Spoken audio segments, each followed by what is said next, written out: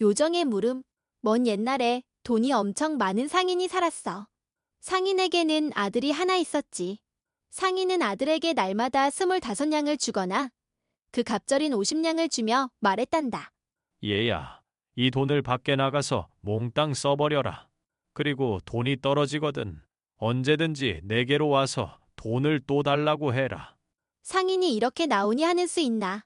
아들은 날마다 밖에 나가 돈을 물 쓰듯이 했단다. 아무리 좋은 일이라도 허구한 날 반복하면 질리게 마련이지. 때로는 실증도 나고 말이야. 어느 날 아들은 곰곰 생각했단다. 아버지가 왜 이러시는 걸까? 이 정도 돈을 벌려면 여간 힘들지 않았을 텐데. 도대체 무슨 꿍꿍이 속으로 돈을 마구 써보라는 걸까? 하루는 아들이 상인을 찾아가 말했어. 저에게 100냥을 한꺼번에 주세요. 상인이 놀라 물었지. 100냥 아니라 1000냥이라도 내가 원한다면 줄 수 있단다.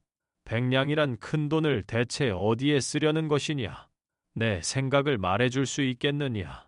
아들이 당당하게 대답했지. 먼 곳으로 가서 장사를 해볼까 합니다. 먼 곳으로 가서 장사를 해보겠다고. 100냥을 주기 전에 너에게 다시 묻겠다. 아무런 걱정 없이 돈을 펑펑 써대는 게 더 속 편하지 않더냐? 아버지, 꼭 그렇지도 않았어요. 저는 먼 곳으로 가서 장사를 해보겠습니다. 아들의 결심이 굳다고 판단하고 부자 상인은 선뜻 100냥을 내주었어. 멀리 떠나는 아들에게 어머니는 값비싼 황금 목걸이를 내주었지. 급히 돈이 필요할 때 황금 목걸이를 팔아서 쓰라고 말이야. 부자 상인의 아들은 그때 겨우 15살 소년이었어. 애된 소년은 돈 100냥과 황금 목걸이를 챙겨 먼 길을 떠났단다. 그런데 집을 떠난 지 하루 만에 100냥을 몽땅 써버리고 말았어. 엉뚱한 곳에 쓴 건 아니야. 길을 가다가 가난한 사람들을 만났는데 그들에게 듬뿍듬뿍 나누어 주다 보니 한순간에 빈털터리가 되어버린 거야. 이제 소년에게는 황금 목걸이만 달랑 남게 되었단다. 소년은 혼자 중얼거렸어. 장사를 시작해보기도 전에 100냥을 다 써버려 빈털터리가 되고 말았군. 집으로 돌아가 아버지한테 100냥을 다시 달라고 해볼까? 아니야, 그럴 수는 없어. 내 힘으로 버티는 데까지 버텨봐야지. 소년이 어느 강둑을 따라 걸어갈 때였어. 강가에서 그물로 물고기를 잡는 어부를 만났지. 문득 궁금한 생각이 솟구쳐 소년이 어부에게 부탁했단다. 아저씨, 저를 위해 그물을 한번 던져줄 수 있을까요? 어부가 빙긋 웃으며 물었지. 이유가 무엇인가? 제 운수가 어떠한지 한번 알아보고 싶어서요. 뭐 어려운 부탁도 아니구먼. 곧바로 어부는 소년의 부탁을 들어주었어. 소년을 위해 그물을 강물로 힘껏 던졌단다. 그러고는 쓱쓱 그물을 잡아당겼지. 그물은 맥없이 올라왔어. 물고기가 잡히지 않은 게 분명했지. 소년은 혀를 끌끌 찼단다. 저런 빈 그물인 모양이야.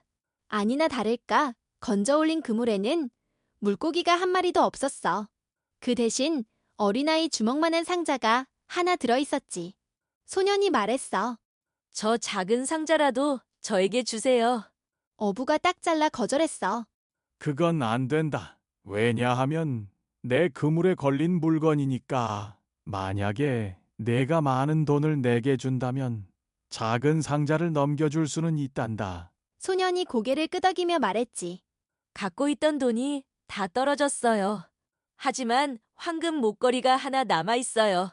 이것이라도 받겠다면 기꺼이 드리지요. 좋다. 내게 황금 목걸이를 다오. 해서 소년은 황금 목걸이를 어부에게 주었어. 그 대가로 그물에 걸려 올라온 작은 상자를 받았지. 왜 그런 무모한 흥정을 했는지 몰라. 작은 상자가 소년의 마음을 끌어당겼다고 해야 할까? 소년은 작은 상자를 가지고 다시 먼 길을 떠났단다. 어느 빈 들판에 이르렀을 때 소년은 배가 몹시 고팠어. 배는 고픈데 어디로 가야 할지는 모르겠고 이제 어떡하나? 아 참, 작은 상자 안에는 대체 무엇이 들어있을까? 소년은 조심조심 상자를 열어보았어. 에구머니나 세상에. 상자 안에는 청개구리만한 작은 사람이 들어있었어. 파란색 옷을 입고 말이야. 맞아, 사람이 아니라 작은 요정이었어. 작은 요정이 상냥하게 말했단다. 주인님, 저를 부르셨습니까? 그렇게 말하는 너는 대체 누구니? 작은 요정이 또박또박 말했어. 저는 주인님의 부름을 받고 방금 세상 밖으로 나온 요정이에요. 저를 불러주었기 때문에 지금부터 당신은 제 주인님이지요. 제게 뭐든지 부탁해보세요. 그것이 무엇이든 주인님의 소원을 들어드리지요. 곧바로 소년이 말했단다. 난 지금 배가 고파. 좋아요. 잠깐 눈을 감았다가 떠보세요. 소년은 요정이 시키는 대로 했어. 그러자 세상에 눈앞에 진수성찬이 한 상 가득히 차려져 있는 거야. 소년은 허겁지겁 음식을 먹었어. 배가 부르자 그제야 눈앞이 환해지는 느낌이었지. 소년은 작은 요정을 다시 상자 속에 집어넣었단다. 그러고는 정처 없이 길을 떠났지. 소년은 먼 길을 걸어서 어느 궁궐 앞에 이르렀어. 그런데 참 희한한 곳이었단다. 궁궐 성벽에 해골들이 잔뜩 내걸려 있었던 거야. 담배 파는 할머니가 궁궐 밖에 혼자 앉아있기에 손가락 끝으로 해골들을 가리키며 소년이 물었단다. 할머니, 저것이 대체 어찌 된 일인가요?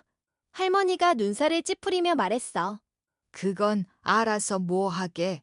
저런 끔찍한 일에는 신경을 아예 끄는 게 좋아. 할머니가 그렇게 말하니까 더 궁금해지잖아요. 대체 무슨 사연이 있었기에 저토록 끔찍한 일이 벌어졌을까요? 정 궁금하다면 내가 말해주지.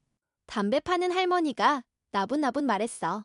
우리 임금님에게 아리따운 공주님이 한 분 있지.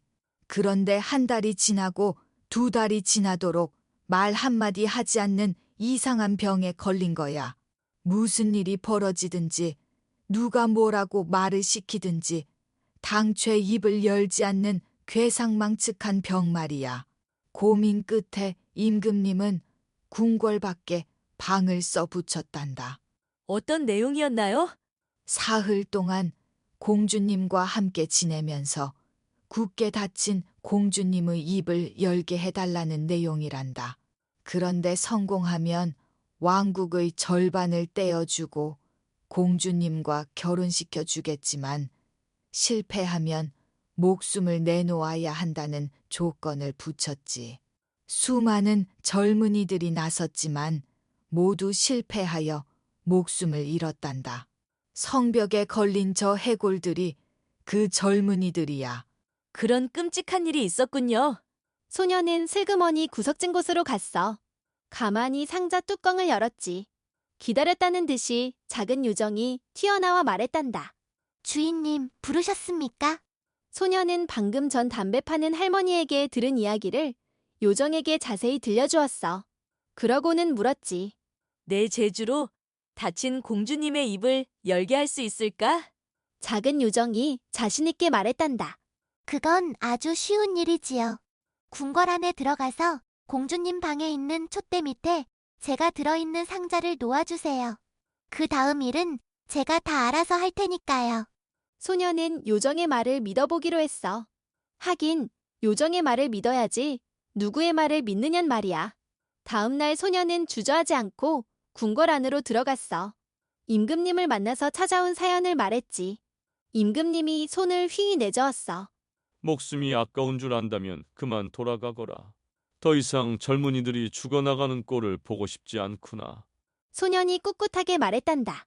목숨을 잃게 되더라도 후회하지 않겠습니다. 아니, 제가 목숨을 잃는 일은 절대로 일어나지 않을 겁니다. 제게 기회를 주십시오. 임금님은 소년의 꿋꿋한 용기를 한번 믿어보고 싶어졌어. 해서 시종장을 가까이 불러 일렀단다. 저 소년을 공주에게 데려다 주어라. 시종장은 소년을 어느 방으로 데려갔어. 아무도 없는 썰렁한 방이었지. 방에는 의자 2개와 촛대 하나가 놓여 있었어. 시종장은 썰렁한 방에 소년만 남겨놓고는 휘관이 돌아갔단다.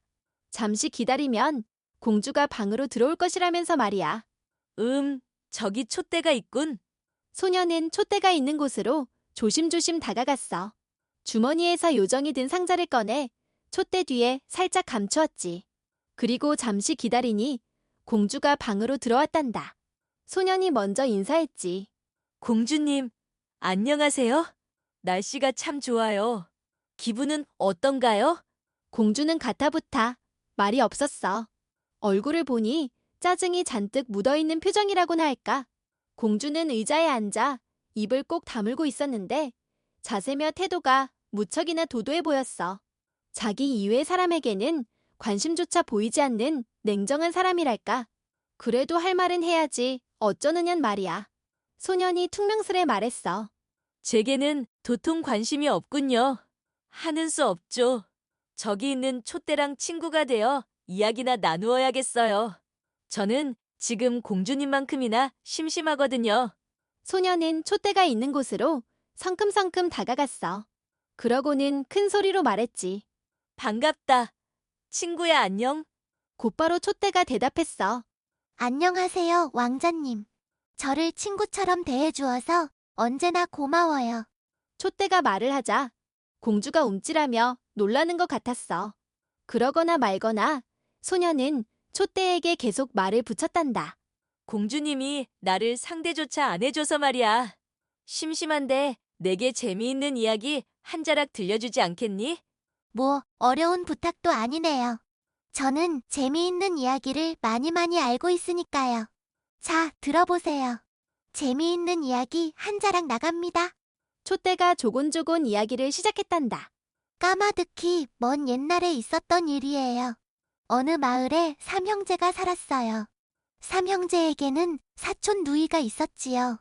사촌 누이는 무척 아름다운 아가씨였어요. 삼형제는 서로 사촌 누이를 차지하려고 허구한 날 으르렁댔어요. 그 바람에 날이 갈수록 형제 사이가 나빠졌답니다. 하루는 사촌 누이의 아버지가 삼형제를 불러놓고 제안했어요. 조카들아, 내 말을 들어봐라. 허구한 날 서로 으르렁댄다고 이것이 해결될 일이겠느냐. 우리 이렇게 해보자꾸나. 내일 당장 멀리 여행을 떠나도록 해라. 그리고 각자 세상에서 가장 소중한 것을 구해 열흘 안에 돌아오도록 해라. 세상에서 가장 소중한 것을 구해온 사람이 내 딸을 신부로 맞이하는 것이다. 자, 내 생각이 어떠하냐? 삼형제는 모두 좋다고 했답니다. 해서 다음 날로 여행을 떠나게 되었지요. 얼마쯤 가자 삼거리가 나오더랍니다. 그런데 세 갈래길에 제각각 이름이 붙어 있는 거예요. 하나는 안전한 길이고 다른 하나는 슬픔의 길이며 또 다른 하나는 돌아올 수 없는 길이었지요. 삼형제는 그곳에서 헤어져 서로 다른 방향으로 길을 떠났어요. 떠나면서 약속했지요. 각자 소중한 것을 구해 삼거리에서 다시 만나자고요. 첫째는 슬픔의 길로 들어섰어요. 슬픔의 길에서 거울 하나를 얻었어요. 그것은 세상 온갖 것을 다 비춰주는 신기한 마법 거울이었지요. 둘째는 안전한 길로 들어섰어요. 안전한 길에서 담요 하나를 얻었어요. 그것은 바람처럼 빠르게 하늘을 날아가는 신비한 마법 담요였지요. 셋째는 돌아올 수 없는 길로 들어섰어요. 돌아올 수 없는 길 끝자락에 있는 맑은 샘물 앞에 이르렀어요. 죽어가는 사람도 살린다는 생명의 샘물이었지요. 셋째는 생명의 샘물을 소중하게 병에 담았답니다. 삼형제는 각자 얻은 소중한 것을 가지고 삼거리로 돌아왔어요. 삼형제는 모두 자신만만했지요. 첫째가 신기한 마법 거울을 들여다보더니 놀라 소리쳤어요. 얘들아, 큰일 났다. 우리 사촌 누이가 죽을 병에 걸려 언제 숨이 끊어질지 알 수가 없다. 어서 서둘러야 해. 그러자 둘째가 곧바로 신비한 마법 담요를 펼쳤어요. 삼형제는 신비한 마법 담요에 올라탔지요. 둘째가 소리쳤어요. 담요야, 어서 사촌 누이의 집으로 가자. 신비한 마법 담요는 바람처럼 하늘을 가르며 사촌 누이의 집으로 날아갔어요. 그야말로 눈 깜짝할 사이에 사촌 누이의 집에 도착했지요. 아닌 게 아니라 사촌 누이는 식은땀을 뻘뻘 흘리며 사경을 헤매고 있었어요. 셋째가 잽싸게 병뚜껑을 열었어요. 그러고는 생명의 샘물을 사촌 누이의 입속으로 흘려넣었지요. 사촌 누이는 언제 식은 땀을 뻘뻘 흘리며 사경을 헤매었느냐는 듯이 멀쩡하게 살아났답니다. 촛대가 소년에게 말했단다. 제 이야기는 여기까지랍니다. 그러고는 살짝 덧붙였어. 자, 그럼 왕자님에게 묻겠어요. 과연 사촌 누이는 누구의 신부가 되는 게 맞을까요? 소년이 길게 생각할 것도 없다는 듯이 바로 대답했지. 그거야 당연히 생명의 샘물을 가져온 셋째의 신부가 되어야 하지 않을까? 이 세상에 생명을 살리는 것보다 소중한 건 없을 테니까. 바로 그때 꿀먹은 벙어리인 양, 입을 꼭 다물고 있던 공주가 와라 큰 소리를 쳤단다. 몹시도 골딱지가 난 것 같은 말투였지. 아니에요. 그렇지 않다고요. 공주가 신바람이 난 듯이 계속 말했단다. 만약에 마법의 거울이 없었다면 사촌 누이가 병들었는지 어떻게 알았겠어요? 물론 마법의 담요도 중요한 역할을 했지요. 마법의 담요가 없었다면 눈 깜짝할 사이에 사촌 누이에게 돌아올 수 없었을 테니까요. 하지만 사촌 누이가 죽은 다음이라면 생명의 샘물이 있다 한들 무슨 소용일까요? 그렇기 때문에 나는 마법의 거울을 얻어온 첫째가 사촌 누이를 신부로 맞이해야 한다고 생각해요. 결과보다는 시작이 더 중요하잖아요. 그때 소년이 코를 싸쥐면서 소리쳤어. 아, 지독한 냄새. 얼마나 오랫동안 입을 열지 않았으면 입에서 이런 악취가 나는 걸까요? 공주님, 창문을 좀 열어야 하지 않겠어요? 공주가 펄쩍 뛰었어. 대체 무슨 냄새가 난다고 그래요? 공주님 입에서 악취가 난다고요. 소년과 공주는 냄새 때문에 서로 큰 소리를 주고받게 되었어. 어찌나 소란을 피웠던지 왕궁이 들썩들썩할 정도였단다. 시종장이 놀라 공주의 방으로 달려왔어. 말 한마디 없던 공주가 수다쟁이가 되어 떠들어대는 모습을 확인할 수 있었지. 시종장이 두 눈을 휘둥그렇게 뜨고 소리쳤어. 아니, 세상에 이럴 수가. 시종장은 돌아가 임금님에게 본대로 보고했어. 하지만 소년이 공주와 함께 머무는 시일은 사흘 동안이었기 때문에 더 두고 지켜보기로 했단다. 아무려나 소년과 공주는 말다툼을 멈추었어. 해가 지고 밤이 되었지. 소년은 자기 방으로 가서 침대에 누워 잠이 들었어. 아참, 그 전에 소년은 촛대 뒤에 숨겨놓았던 작은 상자를 공주의 방, 의자 밑에 살짝 감추어 놓았단다. 공주는 잠이 오지 않았어. 왜냐하면 이야기하는 신비한 촛대 때문이었지. 공주는 침대에 누워 이리저리 뒤척이다가 벌떡 자리에서 일어났어. 그러고는 촛대가 있는 곳으로 살금살금 다가갔단다. 공주가 상냥한 목소리로 말했어. 신비한 촛대야, 안녕. 촛대는 아무런 대답도 하지 않았어. 촛대야, 안녕 안녕. 그래도 촛대는 대답하지 않았어. 공주는 발끈 화가 났단다. 해서 주먹으로 촛대를 마구 때렸어. 그 바람에 촛대가 구부러지고 말았지. 공주는 씩씩거리며 자기 침대에 쓰러졌단다. 다음 날 아침이 되었어. 소녀는 공주의 방으로 가서 반갑게 인사했단다. 공주님, 안녕하세요. 날씨가 아주 좋아요. 기분은 좀 어떤가요? 공주는 대답하지 않았어. 대답하지 않는 촛대 때문에 잔뜩 화가 났기 때문이야. 공주는 또다시 꿀먹은 벙어리가 되었단다. 소년이 퉁명스레 말했지. 오늘도 제게 말을 하지 않을 작정이군요. 그렇다면 하는 수 없지요. 어제는 촛대랑 이야기했으니까 오늘은 의자랑 이야기해야겠어요. 저는 지금 공주님만큼이나 심심하거든요. 소년이 의자에게 다가가 말했어. 반갑다. 의자야 안녕. 곧바로 의자가 대답했지. 안녕 왕자님. 친구가 없어 심심했는데 마침 잘 되었어요. 나도 지금 심심해. 공주님이 당최 말을 하지 않으니 말이야. 나를 위해 재미있는 이야기 한 자락 들려줄 수 있겠니? 그거야 뭐 어려운 부탁도 아니네요. 저는 재미있는 이야기를 많이 알고 있으니까요. 자, 들어보세요. 재미있는 이야기 한 자락 나갑니다. 의자가 조곤조곤 이야기를 시작했단다. 먼 옛날 옛적의 일이에요. 세 사람이 함께 길을 가고 있었어요. 한 사람은 나무를 깎고 다듬는 목수이고 또 한 사람은 옷을 만드는 제단사이고 나머지 한 사람은 하느님에 대한 믿음이 두터운 성직자였답니다. 세 사람이 어느 거친 들판에 이르렀을 때 해가 서산 너머로 꼴깍 숨어버렸어요. 사방이 캄캄해져서 더 걸을 수가 없었지요. 거친 들판에서 하룻밤을 보내는 수밖에요. 사나운 짐승이 들이닥칠지도 모르고 무서운 도적대를 만날 수도 있기 때문에 세 사람은 번갈아 보초를 서기로 했답니다. 맨 먼저 보초를 선 사람은 목수였어요. 제단사와 성직자가 쿨쿨 잠자는 동안에 목수는 부지런히 나무 인형을 깎았지요. 멀뚱멀뚱 앉아있자니 따분하기도 했고 아무것도 하지 않으면 졸음이 쏟아질 수도 있으니까요.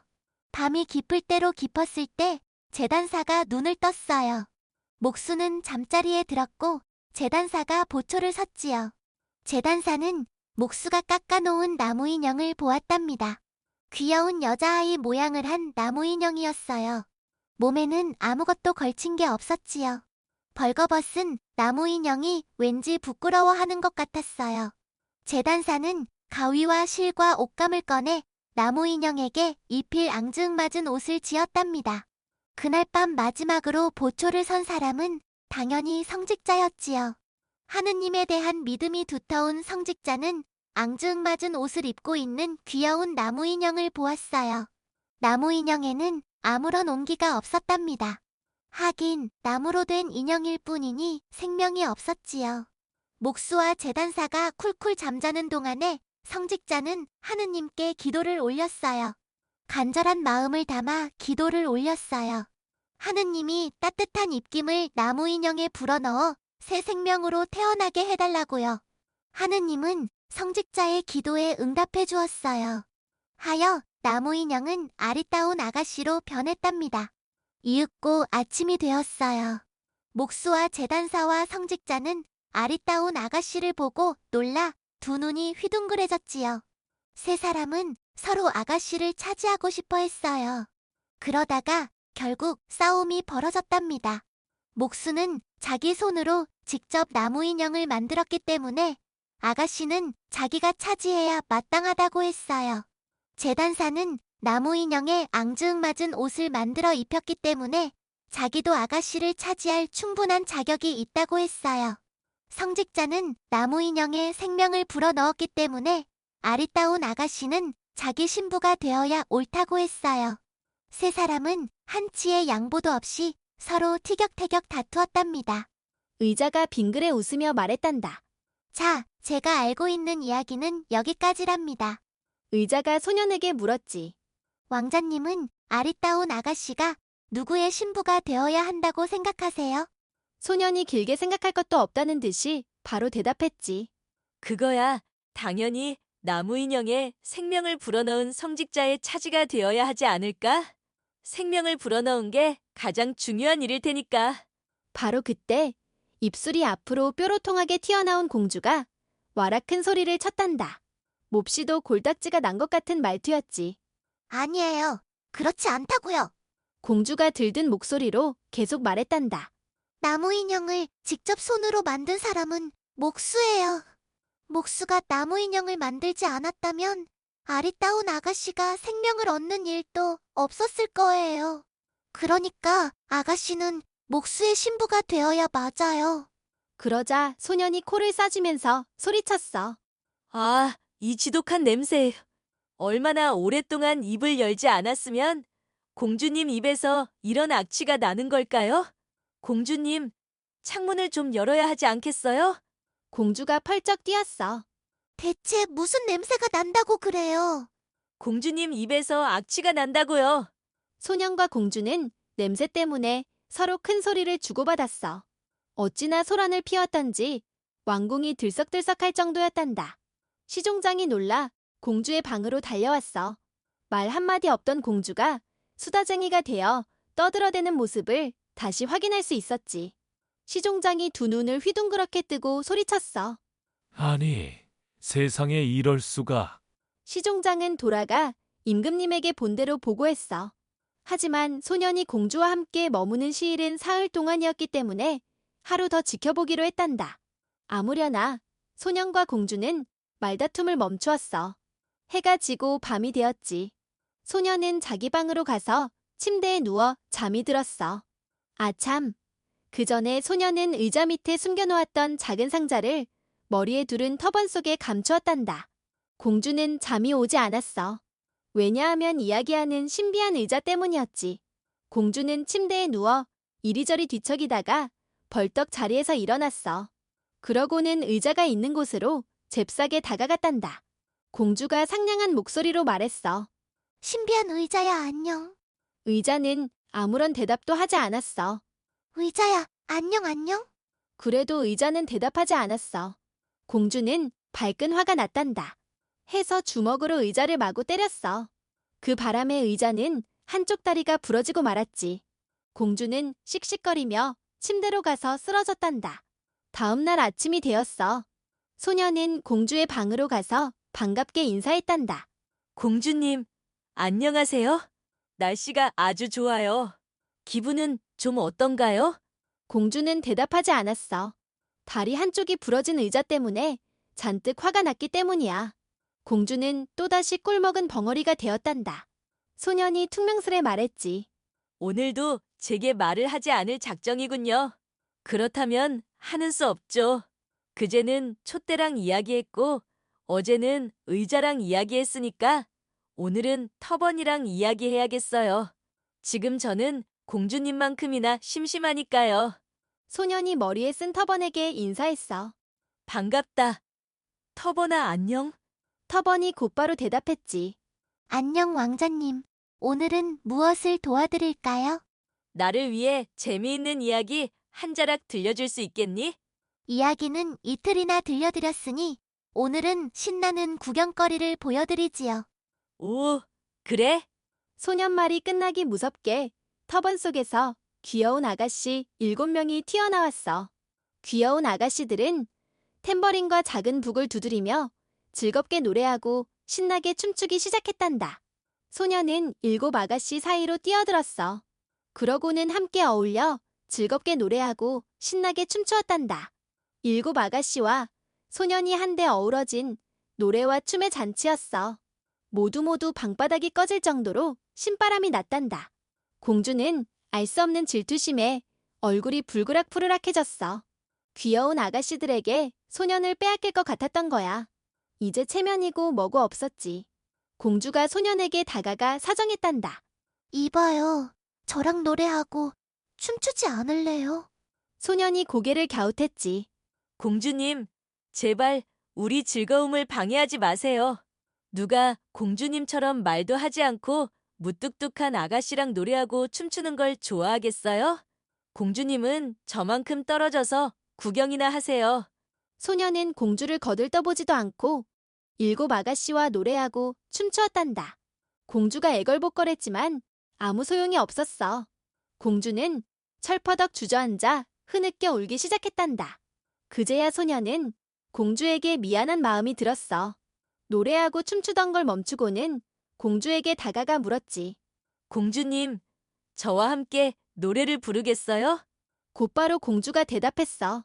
당연하죠. 저도 당신과 함께 즐겁게 노래 부르고 싶어요. 공주님, 저와 함께 춤추겠어요?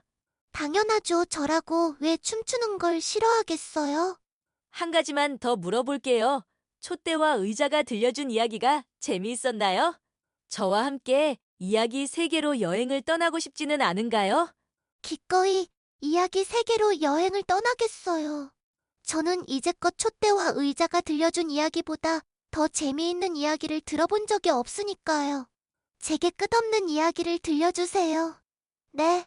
그래서 어떻게 되었을까? 결과야 빤하지. 공주는 소년에게 사랑을 고백했고 소년은 공주의 사랑을 받아들였어. 두 사람은 결혼하여 즐겁게 노래 부르고 신나게 춤추고 재미있는 이야기의 세계로 여행을 떠나곤 했단다. 그 뒤 소년과 공주는 오래오래 행복하게 살았다고 하더구나.